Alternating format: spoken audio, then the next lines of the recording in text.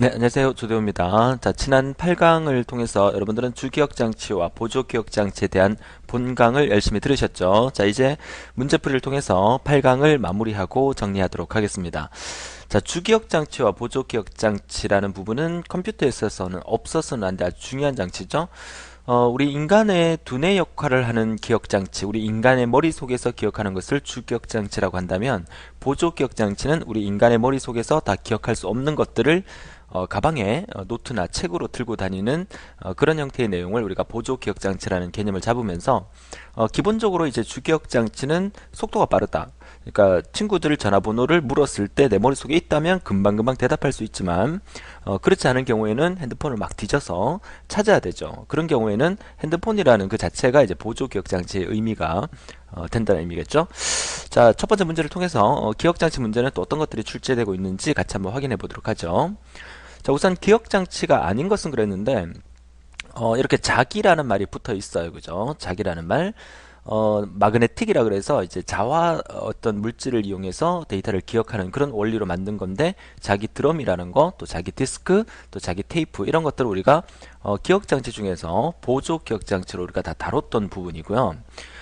자기 잉크 문자 읽어내기 장치, 이거 자기 잉크 문자 판독기라 그래서 우리가 MICR이라고 표현을 하는데, 얘는 우리가 뭐라 부르냐면 수표나 어음 같은 경우에 그 컴퓨터에 입력하기 위해서 이제 더럽히거나 구기지 마세요라고 이렇게 적혀 있는 부분이 있죠. 그러니까 이 부분은 이제 MICR은 그러니까 입력 장치라고 보셔야 되겠죠. 기억 장치하기보다는.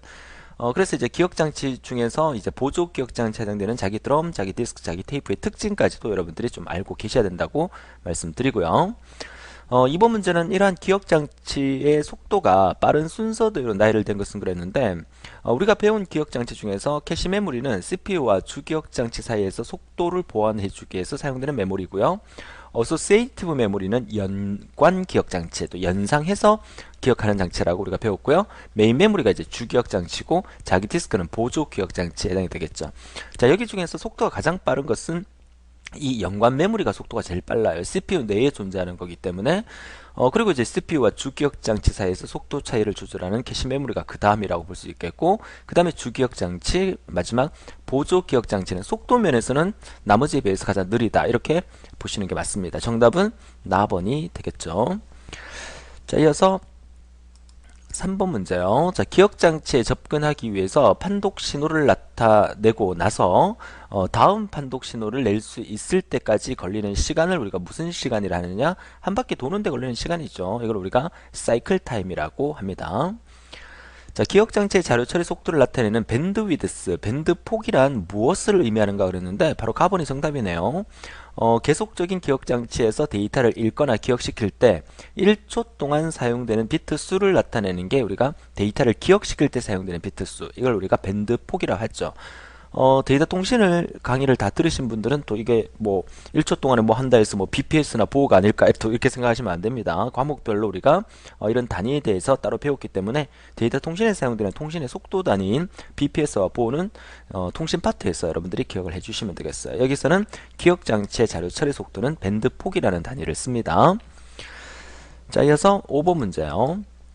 자, 휘발성 기억소자다. 자, 휘발성이라는 말은 금방 다 날아가 버린다는 뜻이에요. 다시 말해서 우리 기억장치에서는 전원을 끄면 그 안에 있는 내용이 싹 다 지워지는 형태를 우리가 휘발성 기억장치라고 하죠.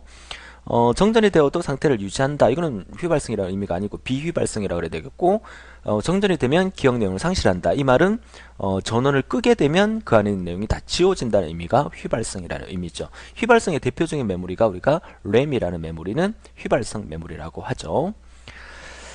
자, 이어서 6번 문제로 가도록 하죠. 6번 문제는 없고요. 이제 5.2 단원의 주기억 장치 단원으로 넘어가도록 하죠. 자, 5.2 단원의 이제 주기억 장치 같은 경우에는 주기억 장치의 어떤 개요와 또 주기억 장치에 관련된 종류, 램에 대해서 알아두시고, 또 반도체 기억 소자의 기억 장치의 용량 계산하는 방법에 관련된 문제를 여러분들이 해결할 수 있으면 되겠다라고 말씀을 드리고요.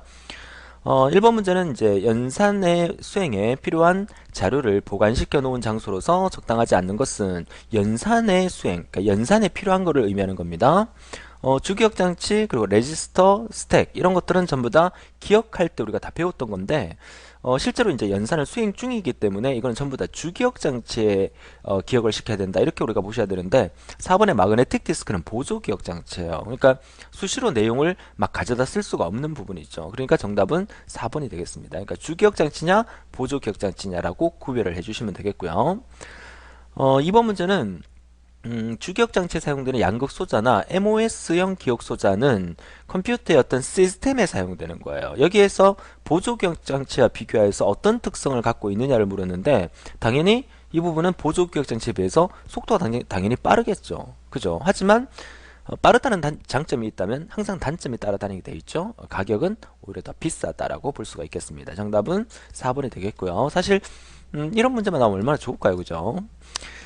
자, 3번 문제는 주기억 장치는 하드웨어, 기계적인 어떤 특성상 주기억 장치가 제공할 수 있는 정보 전달 능력에는 한계가 있는데 이 한계를 우리가 뭘 하느냐? 이 한계를 우리가 밴드 폭이라고 하죠. 밴드 위드스라고 합니다. 정답 3번이고요.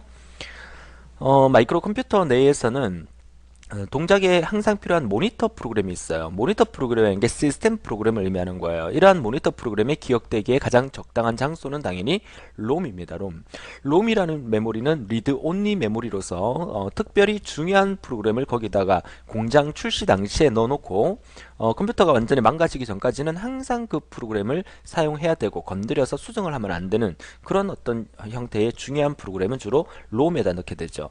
램이라는 것은 휘발성 메모리이기 때문에 넣어놨다가 전원을 끄면 다 지워져 버리니까 중요한 프로그램들은 넣을 수가 없고 램은 현재 실행 중인 프로그램들이 기억되는 장소다. 이렇게 정리를 하시면 되겠습니다. 자, 그래서 5번 문제는 제어 기억 장치다. 제어할 수 있는 기억 장치는 보통 어느 기억 소자에 들어가 있는가? 역시나 제어할 수 있는 프로그램이라는 게 컴퓨터의 시스템 프로그램을 의미하는 거예요. 앞서 문제랑 똑같은 말입니다. 리드 온리 메모리, 아주 중요한 프로그램은 여기 넣어놓고 수시로 사용할 수 있도록 해주셔야 되겠고 변경이 일어나면 안 된다 이 말이죠. 자, 6번 문제는 사용자가 한 번만 내용을 기입할 수 있으나 지울 수 없다. 지울 수 없다는 게 바로 롬이죠. 롬인데 사용자가 단 한 번 기록할 수 있는 롬을 우리가 P롬이라고 배웠죠. 나번에 P롬이 답이고 마스크롬이라는 것은 제조 회사에서 처음 출시할 때 그 안의 내용을 기록시켜 놓는 롬을 마스크롬. 이 P롬은 어떤 전기적인 힘에 의해서 지웠다가 쓸 수 있는 형태고 이 P롬은 전기적과 어떤 자외선의 어떤 힘을 이용해서 지웠다가 쓸 수 있는 롬이라고 우리가 배웠었죠. 이어서 7번 문제는 자, 롬칩에 필요하지 않는 신호는 그랬는데 롬칩이라는 것은 데이터를 그러니까 칩 자체가 롬이라는 것은 읽을 수밖에 없는 메모리이기 때문에 데이터를 한번 기록시키면 그 다음부터는 쓸 수가 없는 거예요. 그러니까 쓰기 신호는 롬에다가는 필요치 않겠죠. 롬은 읽을 수밖에 없는 메모리이기 때문에 읽기 신호 당연히 들어가야 되고 주소나 칩 선택 신호, 그러니까 이런 것들을 잘 몰라도 롬이라는 게 리드 온리 메모리라는 사실을 안다면 가번이 필요하지 않는 신호라는 것을 우리가 쉽게 찾을 수가 있겠다는 얘기입니다. 자, 8번은 미소의 콘덴서 전하를 충전하는 형태의 원리를 이용하는 메모리로서 재충전이 필요한 메모리다. 자, 우리가 어떤 그 전하를 충전하고 또 사용을 하는 데 있어서 재충전이라는 것은 리플래시라고 하죠. 리플래시라고 하는데 이 리플래시가 필요한 메모리가 바로 대표적인 램이 D램이죠. 그러니까 우리가 램이라는 거에 대해서 배웠는데 램은 D램과 S램이 존재한다. S램은 정적 램이고 D램은 동적 램인데 S램, D램 비교하게 되면 S램이 훨씬 더 좋은 거예요. 재충전도 필요가 없어요. 하지만 가격이 너무 비싸기 때문에 주기억 장치로서는 주로 D램을 많이 쓰고 있죠. 여러분 집의 컴퓨터에서도 주기억 장치로는 아마 D램을 쓰고 있으실 겁니다. 자, 정답은 나번이 되겠습니다. 자, 이어서 9번 문제는요. 자, 전자계산기 메모리에서 자, 지움성 읽음. 여기서 지움성 읽음이라는 이 destructive라는 이 말의 의미가 뭡니까? 이게 파괴한다는 뜻이죠. 파괴. 그래서 다른 말로 우리가 파괴성 메모리다 이렇게 얘기를 하거든요. 그래서 주기억 장치들 중에서 이 자기 코어라는 말. 자, 여러분들이 그 주기억 장치라고 하면 여러분들이 알고 있는 것은 주로 롬이라는 애와 램이라는 아이. 자, 얘네들이 보통 주기억 장치거든요. 그래서 이 롬과 램이라는 이 반도체 주기억 장치가 나오기 이전에 과거에서는 자기 코어라는 것도 주기억 장치로 사용됐는데 이 자기 코어가 대표적인 파괴성 메모리예요. 파괴성 메모리라는 것은 데이터를 기억시켜 놨다가 그 안에 있는 내용을 읽어버리면 지워져 버리는 거야. 이걸 우리가 파괴성 메모리 하죠. 이 문제에서 정답은 파괴성 메모리가 자기 코어 나번이 답인데, 여기서 자기 디스크나 자기 테이프 얘네들은 보조 기억 장치입니다. 보조 기억 장치. 램이나 롬 얘네들이 뭐다? 반도체 기억 장치다. 저렇게 서로 또 연관지어서 또 같이 알아두시면 도움이 되실 겁니다. 자, 10번 문제는 우리가 앞에서 한번 풀어봤던 문제죠. 8192비트고 워드의 길이가 16비트이기 때문에 우리는 이걸 어떻게 계산했다? 8192 나누기 16비트 하게 되면 얼마가 나오냐면 512가 나옵니다. 512. 자, 512는 2의 몇 승이다? 2의 9승이 되는 거예요. 그래서 9비트로 사용이 되는 거죠. 그래서 정답은 나번에 프로그램 카운트나 어드레스 레이스 같은 경우에는 그대로 여기서 나오는 이 9비트 예 9가 맞고요. 그리고 이제 DR이라는 것은 우리가 뭐랑 똑같다 그랬어요? 항상 워드의 길이랑 똑같다고 말씀드렸죠. 그래서 얘는 16이 되는 나번이 정답으로 처리하시면 돼요. 앞에서 한번 풀어봤던 문제가 또 나오는 문제입니다. 자, 이어서 11번 문제는 역시나 메모리, 어떤 컴퓨터의 메모리 용량이 1024워드래요. 1024는 2의 몇 승? 2의 10승이 되는 거예요. 그리고 1워드는 16비트로 구성이 되고 있어요. 그러니까 여기서 이제 MAR과 MBR을 묻는다면, MAR은 용량에 나타내 있는 이 비트 수의 2의 10승에 10이 되겠고, MBR은 1워드에 속하는 이 16비트 자체가 MBR의 크기가 되겠다. 이렇게 보시면 되겠죠. 정답은 나번이 됩니다. 자, 문제가 이제 반복해서 비슷한 문제가 이렇게 나오기 때문에 여러분들이 충분히 많은 문제를 풀어보시면 시험 문제에서도 쉽게 여러분들이 해결할 수 있다고 할 수 있겠습니다. 12번 문제는 25비트, 한 단어가 25비트래요. 25비트고 총 65,536개의 단어를 가진 기억 장치가 있는데, 자, 여기서 이제 묻는 게 MBR은 얼마냐, MAR은 얼마냐, 그리고 PC 값은 얼마냐, 이거 묻는 거예요. MAR하고 PC 값은 항상 같아야 돼요. 16으로 같아야 되는데, 물론 여기서도 이제 15, 15인데, 그 문제는 15냐, 16이냐, 이걸 찾아주시면 되는데, 65,536은 2의 몇 승이 되는 거죠? 얘는 2의 16승이 되는 거예요. 선생님, 65,536이 2의 16승인 거 어떻게 합니까? 자, 외울 수 없으면 해야 되죠, 그죠? 자, 우리가 기본적으로 2의 10승은 알고 있어요. 2의 10승은 1024라는 걸 알고 있죠. 그러면 2의 10승이 1024니까 2의 11승은 2배에서 20, 48, 그죠? 2의 12승은 또 2배에서 40, 96, 그죠? 2의 13승은 또 2배에서 8000, 얼마, 그죠? 그 다음에 2의 14승은 2배에서 16,000 얼마, 그죠? 이에 15승은 또 2배에서 3만 얼마, 그죠? 그 다음에 이에 16승은 2배에서 얼마, 6만 얼마, 이렇게라도 여러분들이 유추할 수 있으면 돼요. 자, 그래서 이에 16승은 65,536이기 때문에 MAR과 PC 프로그램 카운트 같은 경우에는 16 형태가 16비트가 되는 거고, 한 단어의 크기는 그대로 MBR로 쓰면 되죠. 그래서 정답은 3번으로 처리할 수 있으면 되겠습니다. 자, 이어서 13번 문제. 역시 65,536 워드의 메모리 용량을 갖는 컴퓨터가 있어요. 65,536이 2의 몇 승이라 그랬죠? 2의 16승이라 그랬죠. 그래서 정답은 나번이 되겠고요. 14번 문제는 1메가바이트다. 자, 메가는 2의 몇 승이냐? 자, 메가는 2의 20승이 되죠. 우리가 킬로가 2의 10승이 되는 거잖아. 그러니까 킬로가 2의 10승, 메가가 2의 20승, 그 다음에 기가는 2의 30승. 그죠? 그 다음에 테라는 2의 40승. 이렇게 되는 거예요. 그러니까 자, 이 문제의 정답은 몇 번? 다번이 되겠죠. 메가는 2의 20승이 되니까 20개가 되겠다. 이런 뜻이고요. 자, 그래서 15번 문제는 컴퓨터 메모리 용량이 16K 곱하기 32비트라고 하면 MAR과 MBR을 각각 얼마냐고 물었어요. 자, 여기서 16K라고 하는 것은 K가 얼마라고 그랬어요? 2의 10승이라 그랬죠. 그리고 16은 얼마예요? 16은 2의 4승이 16이에요. 이거 두 개를 곱하는 거니까 합이 2의 몇 승? 14승이 나오는 거죠. 그죠? 자, 그러니까 결국 MAR 값은 얼마? 14가 되는 거고, MBR은 어떻게 된다? MBR은 뒤에 있는 거 그대로 쓴다 그랬잖아요. 그래서 MBR은 32. 정답은 4번이 되는 겁니다. 자, 이런 문제 여러분들이 16K 하면 16이 2의 4승이고 K가 2의 10승이라는 사실을 알아서 떼놓고 두 개 더해줄 수 있는, 그래서 2의 14승을 만들어낼 수 있는 이런 훈련을 좀 더 많이 하셔야 되겠다라고 말씀을 드리고요. 자, 이어서 다음 문제 보도록 하죠. 16번 문제는 없고요. 넘어가서 5.3 단원으로 넘어가도록 하겠습니다. 보조기억장치에 관련된 문제죠. 자, 보조기억장치에 대한 설명으로 옳은 것은, 자, 보조기억장치는 주기억장치는 우리 인간의 두뇌 속에서 기억할 수 있는 거고, 보조기억장치는 들고 다니는 책이나 뭐 노트다 이렇게 말씀을 드렸었죠. 보조기억장치의 대표적인 게 이제 자기 테이프, 뭐 자기 디스크, 자기 드럼 이런 것들이 전부 다 보조기억장치예요.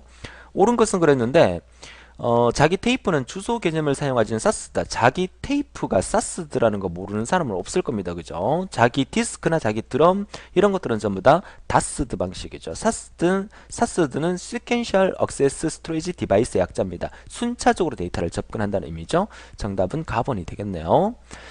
자, 이번 문제는 랜덤 처리가 되지 않는 기억장치는, 랜덤이라는 것은 마구잡이로 이런 뜻이죠. 지 마음대로 이런 뜻이에요. 그러니까 직접 접근할 수 있느냐 이 뜻이죠. 그러니까 당연히 답은 3번이에요. 답번에 자기 테이프는 순차 접근 방식이지 랜덤이 아니고 직접이 아닙니다. 정답 답번이 되겠습니다. 자, 이어서 3번 문제. 대량의 자료를 장시간 보관한다. 그래서 우리 주위에서 많이 볼 수가 없어요. 이제 은행이나 대기업의 어떤 전산실에 과거부터 진행되어 오는 여러 가지 많은 용량의 데이터를 오랫동안 보존할 때 쓸 때는 우리가 보통 자기 테이프라는 장치를 가장 많이 씁니다. 왜? 이 자기 테이프가 용량 면에서 나머지에 비해서 용량이 가장 크기 때문에 우리가 자기 테이프를 장시간 보관할 때 많이 쓰게 되는 거죠.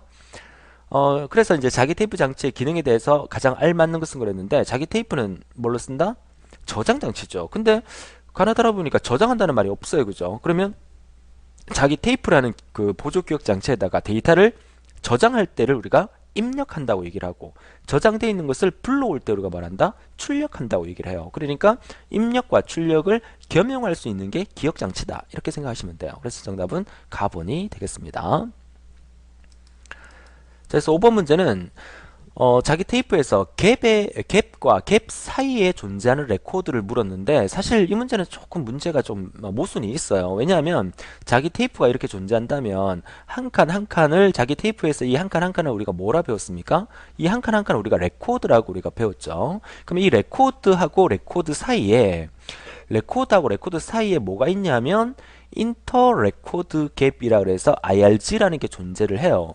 자, 그런데 이 레코드가 여러 개가 모이면 하나의 뭐가 돼? 블럭이 돼요. 그래서 여러 개의 레코드가 모여서 하나의 블럭이 된다면 블럭과 블럭 사이에도 이런 갭이라는 존재예요. 이 갭을 우리가 인터 블럭 갭이라고 하기 때문에 사실은 갭과 갭 사이에 존재하는 레코드는 논리적 레코드가 될 수도 있고 물리적 레코드가 될 수 있는 거거든요. 그러니까 보통 IRG는 논리적 레코드 갭이라고 하고 IBG는 물리적 레코드 갭이라고 해요. 근데 사실 여기서는 이제 자기 테이프에서 묻는 거고, 갭과 갭 사이에 물리적으로 존재하는 것을 대부분 묻기 때문에 정답은 라번으로 하면 되고, 이 문제가 똑같이 나왔을 경우에도 여러분 무조건 라번으로 하셔야 됩니다. 하지만 제가 봤을 때는 이 문제는 약간 모순이 있다. 문제에서 반드시 블럭이라든지 뭐 물리적이란 말이든지 이런 말이 있어야 가능한 문제였다라고 볼 수가 있겠습니다. 그렇다고 해서 또 제가 이렇게 얘기했다고 실제 이 문제가 나왔는데 여러분들 3번도 되고 4번도 됩니다 이렇게 꼭 우기면 안 될 수도 있어요. 한국산업인력공단 측에서는 자신네들이 출제한 문제 의도를 파악하라는 의미에서 이런 답은 정정이 안 되는 경우도 많기 때문에 똑같이 나온다면 반드시 여러분들은 물리적 레코드라고 답을 하셔야 됩니다. 자, 그래서 6번 문제는 자기 테이프 등과 같은 대용량의 보조 기억 장치의 내용이 직접 접근 가능한 영역으로 이동하여 컴퓨터 시스템에서 자료를 접근할 수 있도록 하는 기능을 무엇이라는가? 이거 우리 본 교재에서 한번 나왔을 겁니다. 그죠? 스테이징이라는 용어입니다. 자, 스테이징이라는 용어 문제를 통해서 한 번 더 기억해 주시기 바랍니다. 자, 이어서 7번 문제는요. 자, 7번 문제는 자기 드럼 기억 장치의 드럼 표면이 트랙당 6,000개의 셀로 돼 있고 30개의 트랙으로 돼 있다. 이거는 그냥 간단하게 두 개 곱하시면 돼요. 그래서 3, 6, 18이니까 18만이라는 라번이 정답이에요. 자, 이 문제는 한번 출제됐기 때문에 또 한 번 나올 수 있다면 숫자 하나 안 바뀌고 그대로 나올 가능성이 크니까 6,000 곱하기 30을 그대로 하면 된다는 거 기억해 주시면 되겠습니다. 자, 8번 문제는 다음 중 주변 장치 중에서 라이브러리 프로그램이다. 라이브러리 프로그램이라고 하는 것은 이제 도서관 프로그램이라는 뜻인데, 도서관의 어떤 자료 같은 경우에는 수시로 검색하고 수시로 저장하고 왔다 갔다 해야 되는 거잖아요. 그렇다면 이 부분은 어떤 방식을 쓰는 게 좋을까? 이거 묻는 거죠. 어떤 방식 쓰는 게 좋아요? 그렇죠. 랜덤 또는 직접 접근 방식을 쓰는 게 좋아요. 자기 테이프는 순차 접근 방식이죠.